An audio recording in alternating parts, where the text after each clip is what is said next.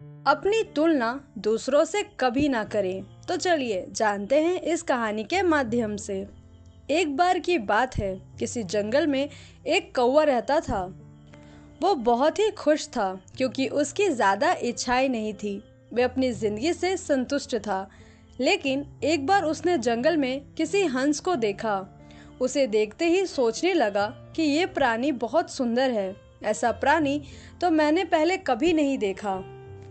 इतना सुंदर, यह तो इस जंगल में औरों से बहुत सफ़ेद और सुंदर है, इसलिए ये बहुत ही खुश रहता होगा।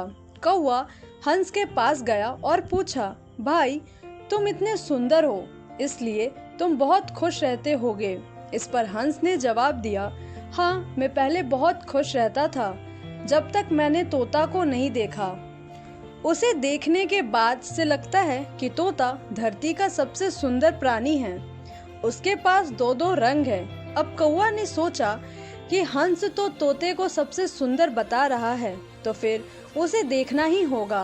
कौवा तोते के पास गया और पूछा, भाई तुम दो दो रंग पाकर बहुत खुश रहते होगे। इस पर तोते ने कहा, हाँ लेकिन तब तक जब तक मैंने मोर को नहीं देखा था। मेरे पास तो सिर्फ दो ही रंग है, पर उसके पास कई तरह के रंग है। अब कौवा मोर को ढूंढने के लिए जंगल में जा पहुंचा, लेकिन मोर कहीं भी जंगल में नहीं मिला।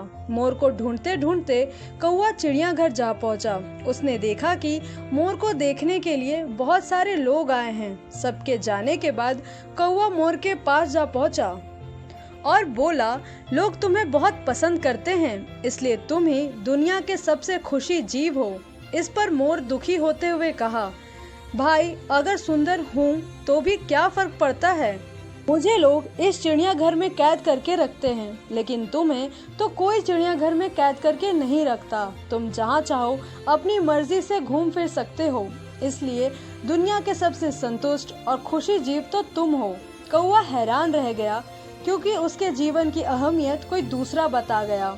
दोस्तों, ऐसे ही हम लोग भी करते हैं। हम अपनी ख्वाहिशों और गुणों की तुलना दूसरों से करते हैं। हमारी जिंदगी में बहुत सारी ऐसी चीजें होती हैं जो केवल हमारे पास है, लेकिन हम उसकी अहमियत समझकर खुश नहीं होते।